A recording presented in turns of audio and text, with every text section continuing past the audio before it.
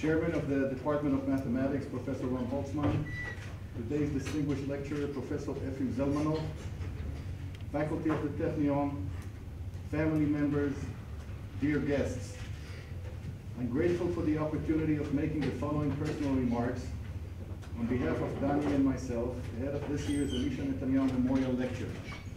Sadly, our mother, Shoshana Netanyahu, who turned 90 years old 4 days ago, has been unable to attend the past memorial lectures due to extenuating health circumstances. The past year, as pointed out, marked the centennial birthday of Elisha Netanyahu, who was born on December 21st, 1912 in Warsaw, Poland, to a prominent Zionist preacher and orator, Rabbi Natan Milikovsky and his wife Sarah. He was the third of their 9 children. In 1920, the family emigrated to Palestine and settled eventually in Jerusalem. About that time, they adopted the Hebrew name Netanyahu. Elisha went to the Reali School in Haifa, from which he graduated in 1930. After receiving his bachelor and MA degrees in mathematics from the Hebrew University, he returned to the Reali in 1935, where he taught for several years. In 1942, he received his PhD from the Hebrew University under the supervision of Professor Michael Fekete and Dr. Binyamin Amira. In 1946, he became a lecturer at Technion, rising to the rank of professor in 1958. During the period 1956 to 1968, Elisha served as head of the mathematics section, then as dean of the Faculty of Sciences, and finally as dean of the Department of Mathematics. Throughout his long career, Netanyahu collaborated with leading mathematicians as Paul Erdős, Charles Levner, Zeev Nehari, Menachem Schiffer, and others, transforming the Technion into a highly reputable research center in function analysis. He was a frequent visitor to the US and Europe and spent sabbaticals at Stanford University, NYU's Courant Institute of Mathematical Sciences, the University of Mexico, the University of Maryland at College Park, ETH Zurich, and Imperial College London. In 1980, Elisha retired from the Technion and following Shoshana's appointment to the Supreme Court, moved to Jerusalem, where he died of cancer in 1986. Last week, exactly 27 years ago. Beyond these biographical data, we recall a very devoted researcher, absorbed in his den for hours, with his feet on the desk, totally immersed in an open problem of interest, while consuming endless cups of black coffee and unfiltered cigarettes. Those were eventually banned by our mother. He loved mathematics passionately and often expressed his gratitude for being paid to pursue his hobby. In his search for an ultimate truth, doing pure math was a basic way of life. For him, it was pure math or no math. Growing up to such 2 great scholarly parents was indeed very challenging, but it also had its obvious advantages. Entertaining longtime colleagues and friends such as Paul Erdős, Levner, Nehari, Schiffer, Jack Wolfowitz, and Sam Carlin, and others, as frequent guests at our lovely apartment at 12 Highness Square on Mount Carmel, was a unique, stimulating, and inspiring experience.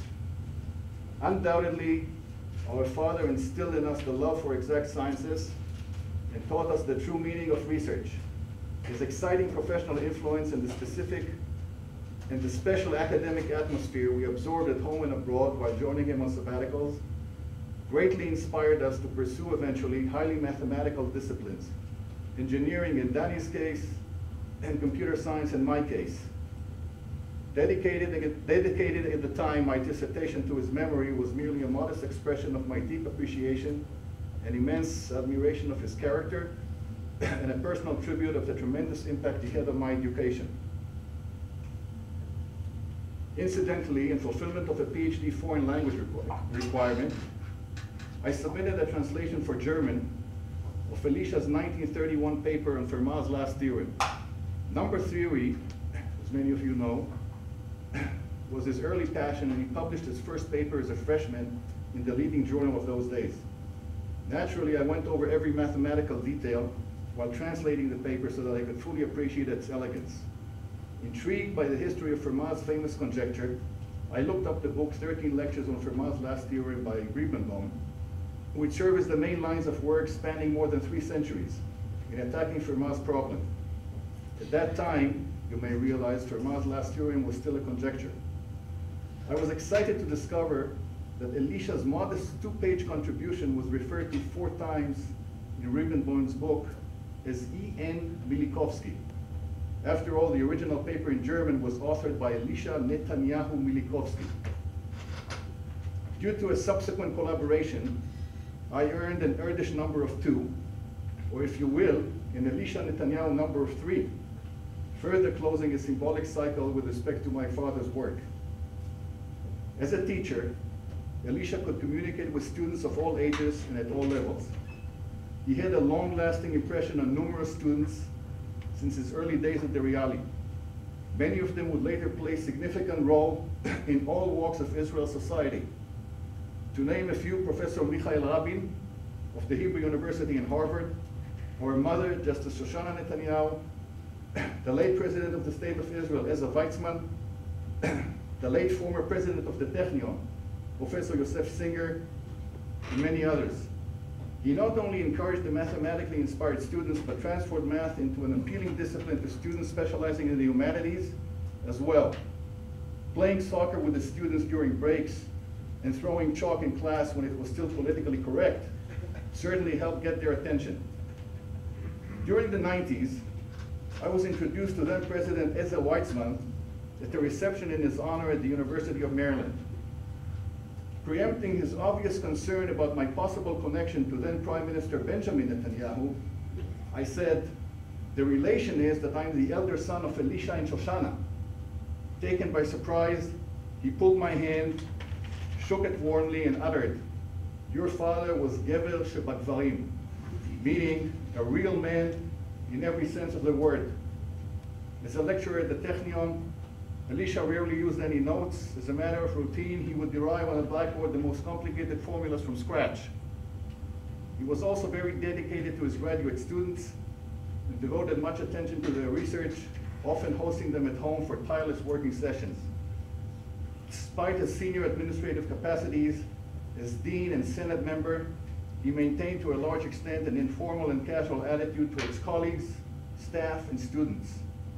On a rare occasion, he would even grant anxious reservists a generous passing grade without bothering to prepare a special makeup exam. As a family man, we remember a very caring, considerate, and supportive husband, and a warm, loving father who was very much involved in our daily lives.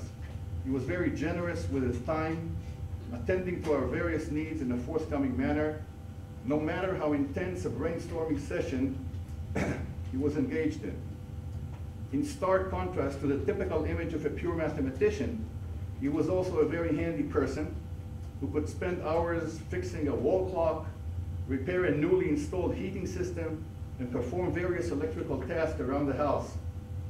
His demanding professional obligations notwithstanding, he found time to take us on frequent trips around the country, exposing us to the beautiful landscape and unique history of the land of Israel. It is then when we discovered his poetic character. He could recite by heart in several languages, long passages from the Bible, poems by Bialik and Chernyakhovsky, Shakespeare plays, and prose by Heine. He was also attracted to skill games such as checkers, chess, and bridge, which he introduced us to at a young age and spent much time playing with us. Given his competitive nature, he could not stand the thought of losing, not even to his own children. Despite his pressuring career, Elisha did not shrug off his military, civil, or administrative responsibilities, always looking to serve his community. After receiving his PhD in 1942, he volunteered to the British Army, first serving in Egypt and then in Siena, Italy, as an officer in Field Survey Company 524 of the Royal Engineering Corps, charged with the preparation of maps for the invasion of Sicily. During the War of Independence, he served as a major in the map-making unit of the newly formed Israel Defense Forces, supervising the preparation of maps for the Negev military campaign. I was excited, personally, to go over a recently published book about the history of the unit, which contains numerous interesting documents, including photographs and other related material to my father. At the height of his career at the Technion during the 60s, Elisha was also greatly involved with the Reali, where he served on the school board and taught advanced math. and in advisory capacity with colleagues from the Technion in setting up Ben-Gurion University of the Negev. We would like to thank our uncle, Amos Milo, and our mother, Shoshana Netanyahu, as well as the office of the president of the Technion, in particular, former Deputy President for Financial Affairs, Mr. Michael Schusheimer, and of course, the Department of Mathematics at the Technion, in particular, former deans, Professor Moshe Markus and Professor Daniel Hershkovitz, and Head of Administration, Ms. Ruth Markevich, for the key roles in establishing and sustaining the important endeavors of this distinguished memorial lecture series and the annual doctoral thesis award in honor of Elisha Netanyahu, as well as the activities of the Elisha Netanyahu Institute of Advanced Studies in Mathematics in the spirit of promoting research in the mathematical sciences at the Technion. It is the ongoing tradition of the past 26 years, during which the memorial lecture series is featured a number of very distinguished mathematicians, including Fields medalists, Gödel laureates, a Turing Award winner, and even a Nobel laureate. We are delighted to have with us today Fields medalist, Professor Efim Zelmanov of the University of California, San Diego, who will lecture on infinite-dimensional superalgebras. Finally, I would like to acknowledge the excellent obituaries by Professor Larry Saltzman and Professor Jim Anderson, which greatly assisted in preparing my remarks. It was a privilege to share with you these personal anecdotes and recollections of a very special person, a pioneering figure in the history of the Technion, and a man whom we are proud to call our father. A man of high principle and many gifted talents and broad interests, who was very much respected, admired, and loved by everyone who knew him, his family, his colleagues and friends, and most importantly, the ordinary human being whose life he touched.